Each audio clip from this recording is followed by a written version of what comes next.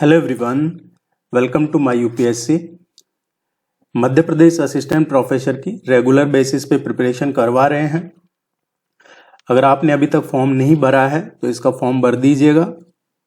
Vacancy का अभी last date नहीं निकली है। 13 टेस्ट ऑलरेडी कंप्लीट हो चुके हैं। आज हम टेस्ट नंबर 14 डिस्कस करेंगे। टेस्ट सीरीज ज्वाइन करना है तो टेस्ट सीरीज के लिए वेबसाइट विजिट कर लीजिएगा myupsc.in, या फिर इस नंबर पे कांटेक्ट करके भी आप टेस्ट सीरीज ज्वाइन कर सकते हैं।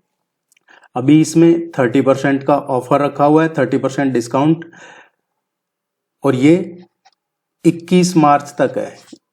21 मार्च 2025 को आप रात को 10 बजे तक ज्वाइन करते हैं तो आपको ये 30% का ऑफर मिल जाएगा। अदरवाइज फिर ये ऑफर एक्सपायर हो जाएगा, ये अवेलेबल नहीं होगा 21 मार्च 10 बजे तक इवनिंग।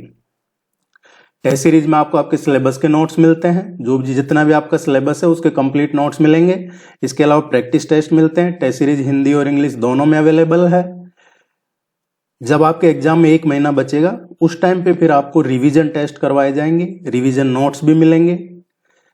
और पिछली बार भी इसकी तैयारी करवाई है, अच्छा इसका रिजल्ट रहा है। और पिछली बार जो कहीं कमियां रही उनको इस बार दूर करके और बेटर करेंगे, क्योंकि पिछली बार जो एग्जाम हुआ था जीके पेपर का वो पहली बार ही हुआ था।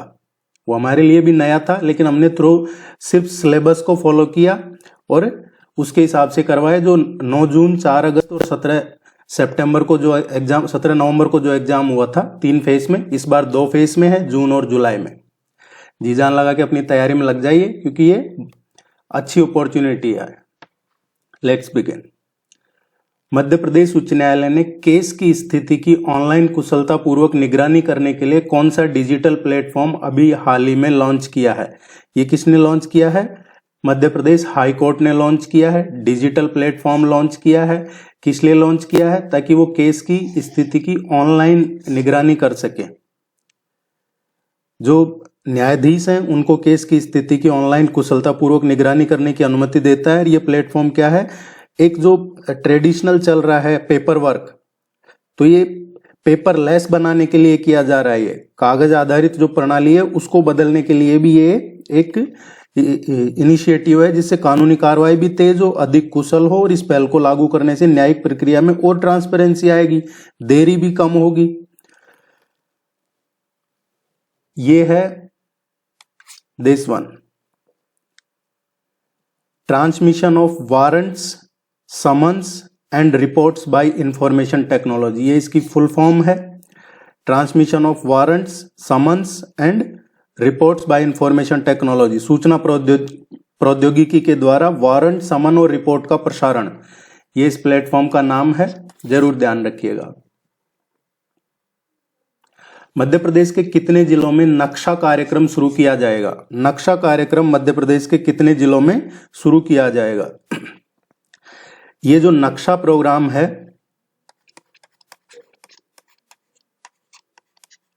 नक्शा, ये नक्शा प्रोग्राम शुरू किया है ministry of rural development and agriculture ने। जो यूनियन मिनिस्ट्री है उसका है ये नक्शा प्रोग्राम। और मध्य प्रदेश में भी अभी इसको लॉन्च कर दिया गया है। नक्शा को किससे रिलेटेड है? ये land survey of urban settlement, और ये अभी रिसेंटली लॉन्च किया है रायसेन जिले में। कहां से शुरुआत की है इसकी? रायसेन में। Land survey of urban settlement के लिए, जो शहरी सेटलमेंट है उसके लिए रायसेन मध्य प्रदेश में इसकी शुरुआत की है। नक्शा क्या है? इसकी फुल फॉर्म है national geo spatial knowledge based land survey of urban habitations. National geo special knowledge based land survey of urban habitation program है ये। और ये जो digital India land record modernisation program है, गवर्नमेंट ऑफ इंडिया का है एक प्रोग्राम, DILRMP, ये गवर्नमेंट ऑफ इंडिया का प्रोग्राम है, digital India land record modernisation program. इसी के ही तहत ये नक्शा लॉन्च किया गया है। और इस इनिशिएटिव में क्या है, ये पायलट प्रोजेक्ट अभी जो शुरू किया है वो 152 सिटीज में किया है, जिसमें 10 टाउन है और 9 जिले हैं मध्य प्रदेश के। कितने जिले हैं? 9 जिले। अब इसमें आगे कोई और डिस्ट्रिक्ट ऐड होंगे तो आपको अपडेट कर दिया जाएगा। आप चैनल को सब्सक्राइब कर लीजिएगा, वीडियो को लाइक कर लीजिए, ताकि चैनल को सब्सक्राइब करने से आगे क्या है, कोई भी चीज में बदलाव होता है, आप लोग क्या है कि वीडियो को बाद में देखते हैं तो आप कमेंट करते हैं कि नहीं ये नहीं है, इसका आंसर ये है।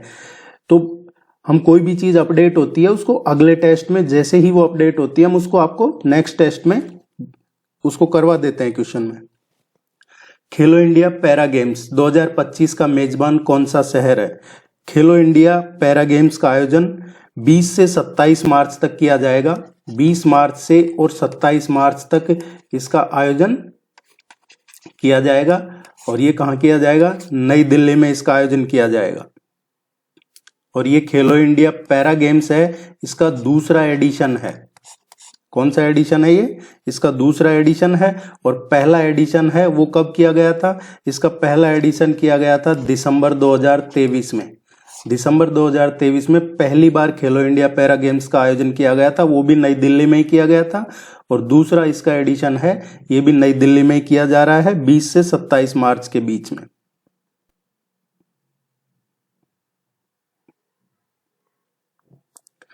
Wetland wise use, wetlands wise use, इसके लिए रामसर पुरस्कार से सम्मानित होने वाली पहली भारतीय कौन बनी है? ये पहली भारतीय है जिनको ये रामसर पुरस्कार मिला है। किसके लिए? वेटलैंड वाइज यूज के लिए ये पुरस्कार मिला है। एक केयर अर्थ ट्रस्ट, ये है केयर अर्थ ट्रस्ट, इसकी फाउंडर है जयश्री वेंकटेश। इनको वेटलैंड वाइज यूज के लिए रामसर पुरस्कार मिला है और ये पहली भारतीय है इसको लेने वाली। ये टोटल 12 महिलाएं हैं जिनमें से एक ये भी है। और रामसर जो सेक्रेटरीट है, रामसर सचिवालय, उसके द्वारा इनको खास करके जो चेन्नई का है पल्लीकरनई मार्श के संरक्षण के लिए ये कई दशकों से काम कर रही है और इनको ये पुरस्कार दिया गया है। इन्होंने ये अपना पुरस्कार है जो इनके फादर को डेडिकेट किया है, जयश्री वेंकटेशन। हाल ही में कौन सा राज्य अपना स्वयं का उपग्रह लॉन्च करने वाला पहला भारतीय राज्य बन गया है? कौन सा इंडियन स्टेट है जो अपना स्वयं का उपग्रह लॉन्च करने वाला पहला राज्य बनने जा रहा है? अभी रिसेंटली आसाम गवर्नमेंट ने सोशल इकोनॉमिक पहल के तहत, सामाजिक आर्थिक पहल के तहत सीमा सुरक्षा को बढ़ावा देने के लिए 2025-26 का जो अभी बजट है, आसाम स्टेट का बजट, उसमें अपने स्वयं का एक उपग्रह को प्रक्षेपण की घोषणा की है। आसाम सैटेलाइट, आसाम सेट, इसकी घोषणा की है। और आसाम स्वयं का अपना उपग्रह लॉन्च करने वाला पहला भारतीय राज्य बन गया है ये। और ये इसरो के सहयोग से ही इसको विकसित किया जाएगा।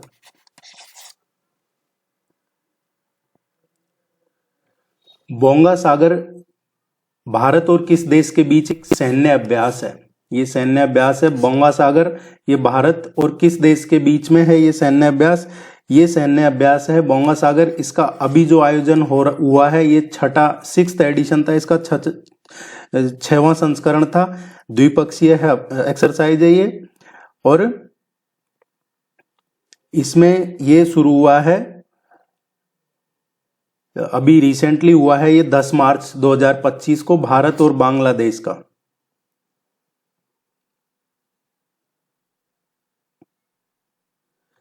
ये इसका एक्चुअली चौथा है। छठा तो जो भारत और बांग्लादेश की नौसेना के बीच में जो समन्वय गश्ती होती है उसको कॉर्पोरेट बोलते हैं। कॉर्पोरेट का छठा एडिशन है और बोंगा सागर का ये चौथा एडिशन है। बंगाली खाड़ी में हुआ इसका आयोजन अभी 10 मार्च को। भारत वन स्थिति रिपोर्ट 2023 के अनुसार निम्नलिखित में से मध्य प्रदेश के किस जिले में वन क्षेत्र सबसे कम है? इनमें से बात हो रही है जो 4 ऑप्शन में दे रखे। देखिए, इंडिया जो फॉरेस्ट रिपोर्ट है, अभी भारतीय वन स्थिति रिपोर्ट अभी रिसेंटली आई है, ये 2023 की। हर 2 साल में फॉरेस्ट रिपोर्ट आती है। इससे पहले 2021 की थी, अभी 2023 की है। 100% एक क्वेश्चन यहां से इसका पूछा जाएगा, आप मान के चलिए। तो इसको अच्छे से पढ़िएगा, हम भी आपको इसको अलग से सेपरेटली फॉरेस्ट रिपोर्ट को करवाएंगे। आगर मालवा है, इसका जो वन क्षेत्र है ये कितना है? 2731 स्क्वायर किलोमीटर। पॉइंट में जो आगे है वो नहीं लिया है, एक्चुअली 0.50 हो रहा है। बालाघाट का देखें तो 9229 स्क्वायर किलोमीटर है। छतरपुर का है ये 8687 स्क्वायर किलोमीटर है। दमोह का है 7305 स्क्वायर किलोमीटर है। तो सबसे कम इनमें से किसका है? आगर मालवा का है। इसी तरीके से छोटे छोटे टुकड़ों में जब उसको स्टेट रिपोर्ट को डिवाइड करेंगे, ये फॉरेस्ट रिपोर्ट को, तो ही हम कवर कर पाएंगे ये इसके क्वेश्चन। अब यहां से इस क्वेश्चन को आप अच्छे से ध्यान रखिएगा, ये चारों में किसका एरिया कितना है। सबसे ज्यादा ये बालाघाट का है, इसमें से सबसे कम आगर मालवा। एक मेलवेयर जो संक्रमित कंप्यूटर सिस्टम पर अप्रत्याशित या हानिकारक व्यवहार करता है, क्या है? मेलवेयर है जो किसी संक्रमित कंप्यूटर सिस्टम पर अप्रत्याशित या हानिकारक व्यवहार करता है और उसको अपना कोड डालने के लिए किसी होस्ट प्रोग्राम या सॉफ्टवेयर की जरूरत नहीं है। तो हमसे पूछा है कि ऐसा कौन सा मेलवेयर है। मेलवेयर इनमें से जो ऑप्शन में दे रखे हैं जिसको कोई कोड डालने की भी जरूरत नहीं होती है, इसको अपना कोड डालने के लिए किसी होस्ट प्रोग्राम की या सॉफ्टवेयर की जरूरत नहीं होती है। तो ये वर्म है। वर्म एक मेलवेयर है जो संक्रमित कंप्यूटर सिस्टम पर अप्रत्याशित या हानिकारक व्यवहार करता है। वर्म और वायरस के बीच में क्या अंतर होता है?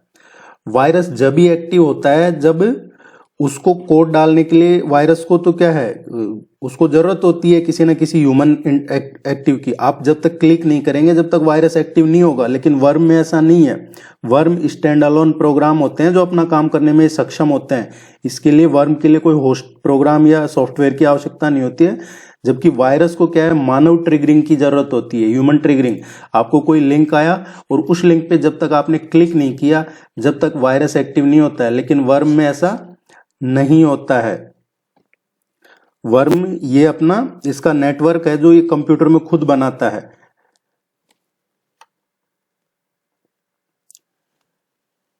राजा वीर सिंह देव की राजधानी कहां थी? राजा वीर सिंह देव की राजधानी, देखिए राजा वीर सिंह देव है ये ओरछा के प्रसिद्ध राजा रहे हैं। बुंदेला वंश के राजा थे ये। और ओरछा शहर की स्थापना किसने की थी? राजा रुद्र प्रताप सिंह ने की थी 16वीं सेंचुरी में।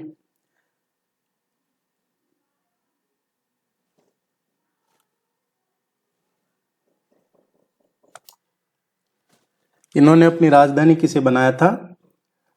इन्होंने अपनी राजधानी बनाया था गहोरा को। गहोरा। आप कमेंट करके बताइएगा कि ये गहोरा अभी प्रेजेंट में किस मध्य प्रदेश के किस जिले में है। ये आप सभी लोग जो सीरियसली तैयारी कर रहे हैं ये बताइएगा। अदरवाइज तो नेक्स्ट फिर इसका अलग से क्वेश्चन डाल के आपको बता देंगे, अपडेट कर देंगे। लेकिन आपकी जानकारी के लिए थोड़ा सा आप भी सर्च करेंगे तो अच्छा रहेगा। निम्नलिखित में से किसने मधुकर शाह बुंदेलखंड का नायक नामक एक पुस्तक लिखी है? इनमें से किसने मधुकर शाह बुंदेलखंड का नायक नामक एक पुस्तक लिखी है? मधुकर शाह 1842 में अंग्रेजों के विरुद्ध, देखिए 1857 का तो सबको याद है, लेकिन जो 1842 में अंग्रेजों के विरुद्ध बुंदेला विद्रोह हुआ था उसके नायक थे मधुकर शाह। मधुकर शाह बुंदेला। मधुकर शाह को ब्रिटिश हुकूमत ने केवल 21 वर्ष की आयु में, इनको केवल जब ये 21 साल के थे, 21 वर्ष की आयु में ही इनको फांसी दे दी गई थी। और उसके बाद में एक विद्रोह की चिंगारी बढ़ी। अब ये क्या है, ब्रिटिशर्स के खिलाफ काम कर रहे थे तो इनको फांसी भी इसलिए दी थी कि ये विद्रोह और ज्यादा नहीं बढ़े जो बुंदेला विद्रोह है। मधुकर शाह ने से अंग्रेज इतने परेशान हो गए थे कि उन्होंने मध्य प्रदेश के सागर में खुलेआम फांसी का आदेश दिया था। और आज भी सागर जेल में उनका समाधि स्थल है। अब इन पे ये बुक किसने लिखी है? ये मधुकर शाह बुंदेलखंड नाम का नायक, ये पुस्तक लिखी है गोविंद नामदेव।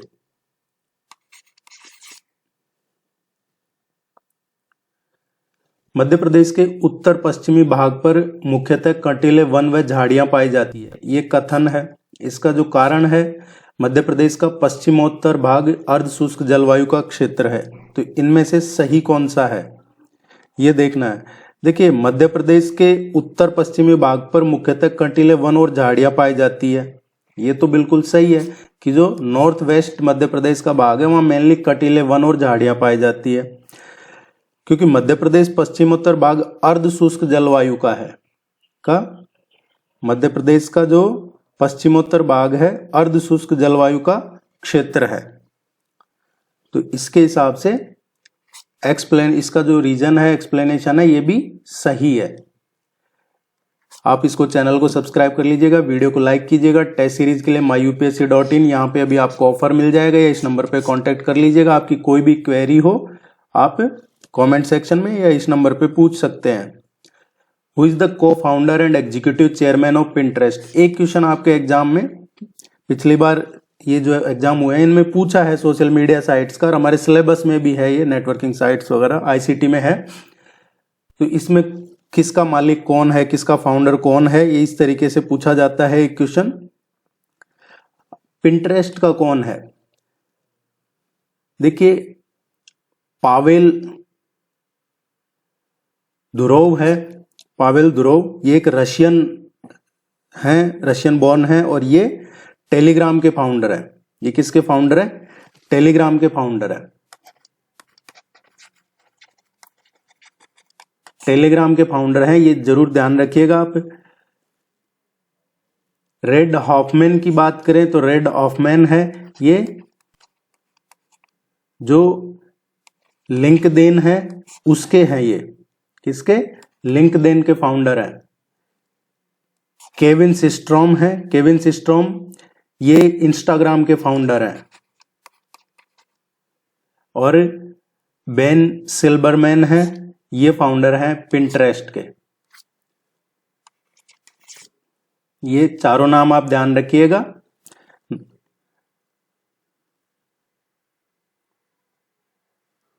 ये जो है अमेरिकन है। At which place the Kundeshwar fair is organized in Madhya Pradesh? Kundeshwar मेला, इसका आयोजन मध्य प्रदेश में कहां पे किया जाता है? अभी रिसेंटली इसका आयोजन हुआ है, और ये काफी बड़ा फेयर है। और ये एक तरीके से इसलिए भी फेमस है क्योंकि जो कुंडेश्वर है एक इम्पोर्टेंट पिलग्रिमेज टूरिज्म साइट भी है मध्य प्रदेश में। ये टीकमगढ़ में इसका कुंडेश्वर फेयर का भी आयोजन हुआ है। देखिए इंग्लिश में भी क्वेश्चन इसलिए है क्योंकि टेस्ट सीरीज हिंदी और इंग्लिश दोनों में अवेलेबल है। Navjivan newspaper was published from which place in Madhya Pradesh? जो नवजीवन न्यूज़पेपर है मध्य प्रदेश में किस जगह से ये पब्लिश होता था? नवजीवन न्यूज़पेपर है, इसकी शुरुआत हुई थी 1939 से, और ये इंदौर से पब्लिश होता था। और ये मध्य प्रदेश का पहला डेली न्यूज़पेपर था। मध्य प्रदेश का पहला डेली न्यूज़पेपर था, हिंदी में पब्लिश होता था। और इसको स्टार्ट किया था पंडित द्वारिका ने इसको शुरू किया था। Which of the following average rainfall zone in Madhya Pradesh? Madhya Pradesh में इनमें से कौन सा एवरेज रेनफॉल जोन है? क्लाइमेट के 2 या 3 क्वेश्चन आते हैं कई बार।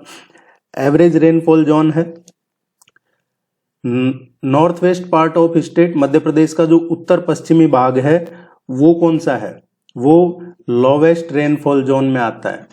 किसमें आता है? लोवेस्ट रेनफॉल जोन में आता है। अराउंड 75 सेंटीमीटर के आसपास यहाँ बारिश होती है, average 75 centimetre. Malwa plateau region है, ये आता है एवरेज रेनफॉल में, एवरेज रेनफॉल जोन में आता है, और यहाँ 75 टू 125 सेंटीमीटर एवरेज रेनफॉल बारिश होती है। और ये जो सेंट्रल पार्ट है स्टेट का या फिर इंक्लूडिंग मालवा रीजन, यहाँ एवरेज रेनफॉल ही होती है। Satpura range, below Satpura range, तो ये जो सदर्न रीजन है मध्य प्रदेश का, दक्षिणी Madhya Pradesh, below the Satpura range, ये आता है मोर देन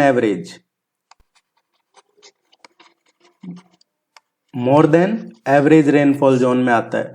पंचमढ़ी है, पंचमढ़ी रीजन है, ये पूरा एक्सेसिव रेनफॉल जोन में आता है, और यहाँ पे मोर देन 150 सेंटीमीटर से ज्यादा, 150 सेंटीमीटर से ज्यादा बारिश होती है। सतपुड़ा जो मोर देन एवरेज है, यहाँ 125 से और 150 सेंटीमीटर के आसपास बारिश होती है। हमसे पूछा है एवरेज रेनफॉल मालवा रीजन से, यूं कह सकते हैं आप, जो central part of Madhya Pradesh है, इंक्लूडिंग मालवा प्लेट्यू रीजन। एक जिला एक उत्पाद, one district one product. One district one product का पूछा है के अनुसार बड़वानी जिले का उत्पाद कौन सा है। वन डिस्ट्रिक्ट वन प्रोडक्ट में बड़वानी का पूछा है। अदरक और अदरक के उत्पाद हैं, ये बड़वानी का ही वन डिस्ट्रिक्ट वन प्रोडक्ट है। मिर्च और मिर्च के जो प्रोडक्ट्स हैं ये किस जिले का है। मिर्च और मिर्च के प्रोडक्ट या फिर कपास, ये खारगोन का है। केला और केले के जो उत्पाद हैं ये कौन से जिले का वन डिस्ट्रिक्ट वन प्रोडक्ट है। बिजली से चलने वाला करगा हो या फिर केला और केले के उत्पाद, ये सभी बुरहानपुर के हैं। महुआ और सफेद मूसली, महुआ और सफेद मूसली या फिर मधु शरीफा, ये अलीराजपुर के हैं। कहाँ के हैं, अलीराजपुर के। ये एक question one district one product पे 100% आएगा एग्जाम में, और इसीलिए एक एक करके आपको ये सारे करवाए जाएंगे। एक साथ पढ़ते हैं तो आपको ये इतना अच्छे से ध्यान नहीं रहेगा, लेकिन अब आपको ध्यान रहेगा कि बड़वानी का कौन सा है, अदरक और अदरक के उत्पाद। और अगर ये तीन भी याद कर लेते हैं तो ये और भी अच्छा रहेगा।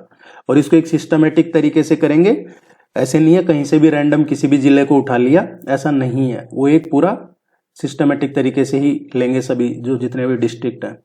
जॉर्ज कैसल मध्य प्रदेश के किस राष्ट्रीय उद्यान में स्थित है।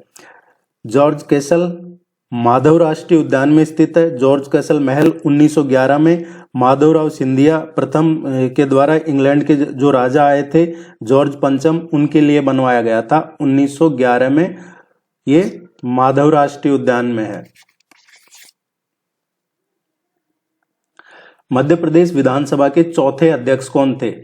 मध्य प्रदेश विधानसभा के चौथे अध्यक्ष कौन थे। मध्य प्रदेश विधानसभा के पहले अध्यक्ष कौन थे। मध्य प्रदेश विधानसभा के जो पहले अध्यक्ष थे वो थे पंडित कुंजीलाल दुबे। पंडित कुंजीलाल दुबे थे। दूसरे अध्यक्ष कौन थे। दूसरे अध्यक्ष भी पंडित कुंजीलाल दुबे ही थे। तीसरे अध्यक्ष कौन थे, वो भी पंडित कुंजीलाल दुबे ही थे। और चौथे अध्यक्ष थे ये काशी प्रसाद पांडे थे। काशी प्रसाद पांडे ये मध्य प्रदेश विधानसभा के चौथे अध्यक्ष थे। पांचवे कौन थे, तेजलाल टेबरे, ये फिफ्थ थे। तेजलाल टेबरे ये पांचवे अध्यक्ष थे। गुलशेर अहमद ये छठे अध्यक्ष थे। तो ये ध्यान रखना आपको, पहले दूसरे तीसरे अध्यक्ष कुंजीलाल दुबे थे, चौथे काशी प्रसाद पांडे, पांचवे श्री तेजलाल टेमरे, छठे श्री गुलशेर अहमद। निम्नलिखित में से बाणसागर बांध किस नदी पर बनाया है। बाणसागर बांध इनमें से किस नदी पर बनाया गया है। बाणसागर बांध है, इसका निर्माण मध्य प्रदेश के शहडोल जिले में किया गया है। और बाणसागर बांध ये मध्य प्रदेश का जो शहडोल है उसमें देवलोंद जगह है, देवलोंद नामक स्थान पे है ये। और ये इंटर स्टेट प्रोजेक्ट है, अंतरराज्य बहुउद्देशीय नदी घाटी परियोजना है। और ये बांध है जो सोन नदी पे है, सोनभद्रशिला या सोन नदी पे बनाया गया है।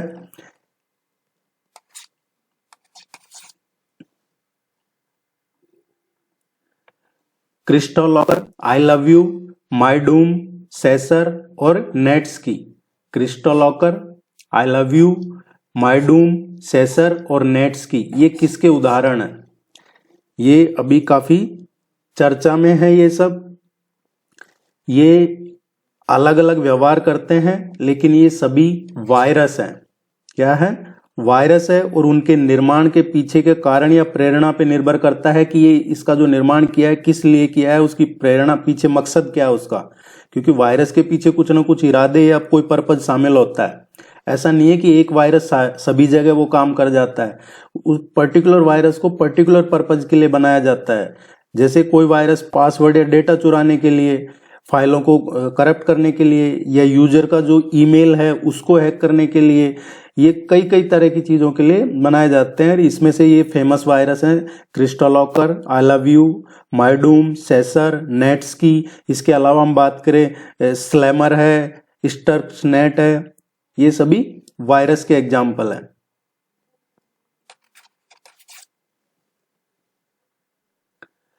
कन्नौज के गुर्जर प्रतिहारों का मूल स्थान कौन सा था? कन्नौज के जो गुर्जर प्रतिहार थे उनका मूल स्थान कौन सा था? इनका मूल स्थान गुजरात था। मिहिर भोज इस राजवंश के सबसे प्रसिद्ध राजा थे और ये 8वीं शताब्दी में अरब के जो आक्रमणकारी थे उनका विरोध करने के साथ साथ जो पाल और राष्ट्रकूट थे उनके साथ अपनी एक त्रिपक्षीय सत्ता संघर्ष के लिए भी फेमस रहे हैं। गुर्जर प्रतिहार मेनली गुजरात। कन्नौज की बात हो रही है, कन्नौज के जो गुर्जर प्रतिहार थे उनका मूल स्थान गुजरात। मध्य प्रदेश का प्रथम राजा कौन था जिसने ग्वालियर किले की स्थापना की थी? प्रथम पूछा है। वैसे तो ग्वालियर के किले पे टाइम टाइम पे बहुत सारी चीजें बनी है, किसी राजा ने कुछ बनाया, किसी ने कुछ बनाया, लेकिन पहले सबसे पहले किसने स्थापना की थी? राजा सूरज सेन को ग्वालियर किले की स्थापना का श्रेय दिया जाता है। इन्होंने 8वीं शताब्दी में इस किले का निर्माण शुरू किया था। जैसे कई बार पूछ लिया जाता है ना कुतुब मीनार का, तो उसको शुरू कुतुबुद्दीन ऐबक ने किया, उसको कंप्लीट इल्तुतमिश ने करवाया। इस तरीके से राजा जो सूरज सेन थे उन्होंने ग्वालियर किले की स्थापना का श्रेय दिया जाता है इनको 8वीं सेंचुरी के आसपास। और इस किले का इतिहास हजारों वर्ष से भी ज्यादा पुराना है। इसमें कई राजाओं ने शासन किया है और इसमें कुछ ना कुछ उन्होंने जोड़ा ही है।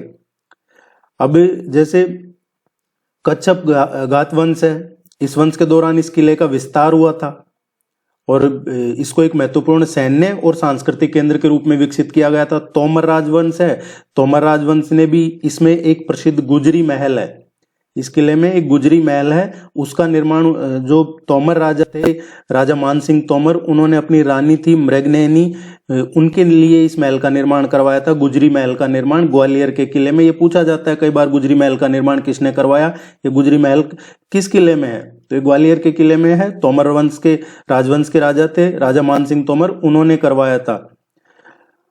मुगलों की बात करें तो मुगलों ने भी इसको अपने टाइम पे, अकबर ने है जो इसको कैप्चर किया था और इसको वो भी अपने सैन्य अड्डे के रूप में यूज करता था अकबर भी, और वो इसको भारत का मोती कहता था। बाबर इसको भारत का मोती कहता था। बाद में अकबर ने अपने नियंत्रण में लिया था। मराठा और सिंधिया वंश के टाइम पे ने है जो मुगलों से छीन लिया था मराठाओं ने, इस किले को मराठा और सिंधियाओं ने अपने कब्जे में लिया और बाद में 18वीं शताब्दी में रहा मराठाओं के पास और 19वीं सेंचुरी में ये जो सिंधिया वंश था उसके अधीन चला गया था। और स्वतंत्रता की बात करें तो रानी लक्ष्मीबाई ने इस किले में ब्रिटिश सेना के खिलाफ अपना अंतिम युद्ध लड़ा था ग्वालियर के किले में। इसमें कई इंपॉर्टेंट चीजें हैं, जैसे हमने चर्चा की गुजरी महल, उसके अलावा मानसिंह महल भी है इसमें, उसका भी मानसिंह तोमर द्वारा बनवाया गया था। इसको संगीत महल भी कहते हैं। जो मानसिंह महल है उसको संगीत महल, क्योंकि यहाँ अक्सर संगीत और नृत्य का आयोजन होता है। सास बहू के मंदिर भी है इसमें जो भगवान विष्णु को समर्पित है, इसलिए इसका नाम सास और सास बहू पड़ा, इसलिए क्योंकि उनमें से एक बड़ा और एक छोटा मंदिर है। तेली का मंदिर है जो प्रतिहार वंश के टाइम पे बना है, 9th सेंचुरी में प्रतिहार वंश ने तेली का मंदिर बनवाया था, वो भी भगवान विष्णु को ही समर्पित है। इसमें जो द्रविड़ स्थापत्य शैली है उसको मिश्रण देखने को मिलता है आपको तेली का मंदिर में। सूरज कुंड है इसमें, राजा सूरज सेन ने ही, क्या है कि उनके बारे में कहा जाता है कि ये जो कुंड है यहाँ पे पानी था, इससे उनका कुष्ठ रोग ठीक हुआ था। उनको कोई कुष्ठ रोग हुआ था तो वो ठीक हुआ था, ऐसा कहा जाता है। ये एक ऐतिहासिक जलाशय है सूरज कुंड। जौहर कुंड है जहाँ पे आत्म बलिदान की कहानियां हैं राजपूत महिलाओं की, यहाँ की जो महिलाएं थी उनकी जौहर की कहानियां हैं, तो वहां पे जौहर कुंड भी है युद्ध के टाइम पे। इसका करेक्ट आंसर आएगा राजा सूरज सेन। थोड़ा ज्यादा डिटेल में बता दिया, हो सकता है कुछ लोग बोर हो गए होंगे, लेकिन ठीक है, एक बार में अगर आप इसको देख लेंगे तो काफी चीजें क्लियर हो जाएंगी। मध्य प्रदेश में क्षेत्रफल की दृष्टि से सबसे बड़ा जिला कौन सा है? मध्य प्रदेश में क्षेत्रफल की दृष्टि से सबसे बड़ा जिला है 11,000 प्लस, इसका क्षेत्रफल है 11,815 स्क्वायर किलोमीटर और ये सतपुड़ा रेंज में आता है। छिंदवाड़ा है, यहां से एक रिवर का भी पूछ लिया जाता है, पेंच रिवर, पेंच रिवर का पूछ लिया जाता है, पेंच नदी। यहाँ पे कई प्रसिद्ध स्थल भी है छिंदवाड़ा में, जैसे पाताल कोट है, पेंच राष्ट्रीय उद्यान हो गया, तामिया हिल स्टेशन है। अब पेंच की बात कर रहे हैं हम, तो पेंच नदी का उद्गम कहाँ से होता है? महादेव हिल्स से होता है, छिंदवाड़ा से। और ये लगभग 200 किलोमीटर 190 किलोमीटर के आसपास ये इसकी लेंथ है, मध्य प्रदेश और महाराष्ट्र में जाती है। आगे जाके ये कन्हा रिवर में मिल जाती है, पेंच आगे जाके और कन्हान रिवर में मिल जाती है, और जो फिर कन्हान आगे जाके किस में मिल जाती है, गोदावरी में मिल जाती है। इसका एक और इम्पोर्टेंट है the jungle book. Jungle book के जो लेखक थे रुडयार्ड किपलिंग, वो पेंच राष्ट्रीय उद्यान के लिए फेमस है वो बुक भी। तो इसके क्षेत्रफल की दृष्टि से मध्य प्रदेश का सबसे बड़ा जिला कौन सा है, छिंदवाड़ा। मध्य प्रदेश का कौन सा शहर सोहागपुर के प्राचीन नाम से जाना जाता है और चालुक्य वंश की राजधानी भी था। ये चालुक्य वंश की राजधानी भी था और इसको सोहागपुर के प्राचीन नाम था इसका सोहागपुर। ये उज्जैन है, उज्जैन प्राचीन काल में सोहागपुर कहा जाता था और यहाँ कई चालुक्य वंश सहित कई और भी राजवंशों का महत्वपूर्ण केंद्र रहा है। ये अवंतिका के नाम से भी प्रसिद्ध है। मध्य प्रदेश का कौन सा जिला सोयाबीन उत्पादन के लिए सबसे प्रसिद्ध है। सोयाबीन उत्पादन के लिए जो सबसे प्रसिद्ध जिला है मध्य प्रदेश का वो उज्जैन है। देखिए ये चलता रहता है सोयाबीन में। लास्ट ईयर अगर हम बात करें तो पिछला जो 23-24 का डेटा है उसके अकॉर्डिंग महाराष्ट्र नंबर 1 पे था, फर्स्ट रैंक थी महाराष्ट्र की सोयाबीन में। लेकिन अभी फिर से जो 24 डेटा आया 2024-25 का, उसमें मध्य प्रदेश की पहली रैंक है। तो ये आप नोट करते रहिएगा, इस तरीके के क्वेश्चन आपके एग्जाम में पूछे जाते हैं, हम यहाँ आपको रेगुलर करवाते रहेंगे। अभी प्रेजेंट में मध्य प्रदेश है, महाराष्ट्र हो जाता है, फिर मध्य प्रदेश हो जाता है, इनके चलता है कंपटीशन सोयाबीन। मध्य प्रदेश का कौन सा राष्ट्रीय उद्यान रुडयार्ड किपलिंग की पुस्तक जंगल बुक से, ये अभी हम चर्चा कर ही रहे थे, पेंच राष्ट्रीय उद्यान का, ये इस बुक से प्रेरित है।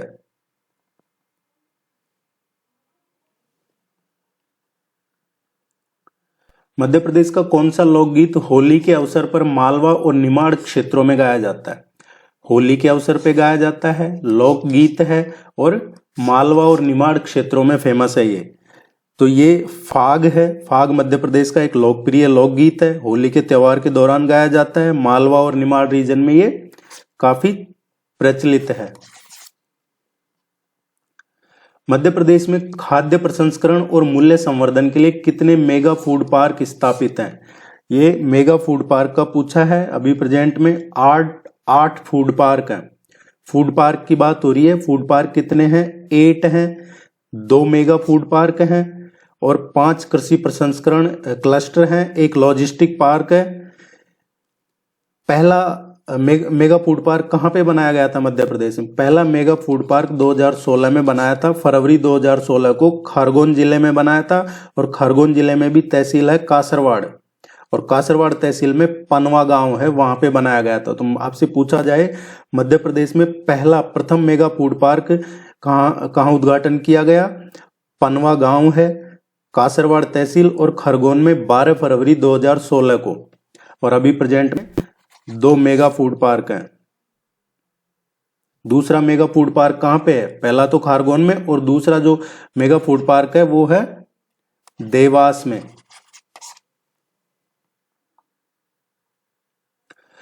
परमार वंश का कौन सा प्रसिद्ध शासक संस्कृत ग्रंथ सम्रांगण सूत्रधार की रचना के लिए जाना जाता है। परमार वंश का कौन सा प्रसिद्ध शासक संस्कृत ग्रंथ है ये सम्रांगण सूत्रधार, इसके लिए जाना जाता है।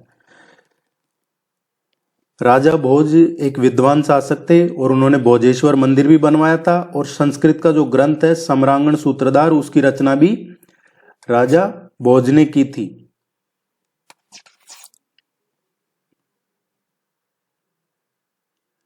भोपाल गैस त्रासदी कब हुई थी, जो मध्य प्रदेश के इतिहास की सबसे बड़ी औद्योगिक दुर्घटना मानी जाती है। ये भोपाल गैस ट्रेजेडी का पूछा है क्वेश्चन, और इस पे क्वेश्चन आ सकता है एग्जाम में, क्योंकि अभी रिसेंटली क्या है, इसका जो कचरा है वो जला रहे थे, तो जो जिस गांव में जला रहे थे उन लोगों ने इसका काफी विरोध किया, और वो पीथमपुर में है वो गांव।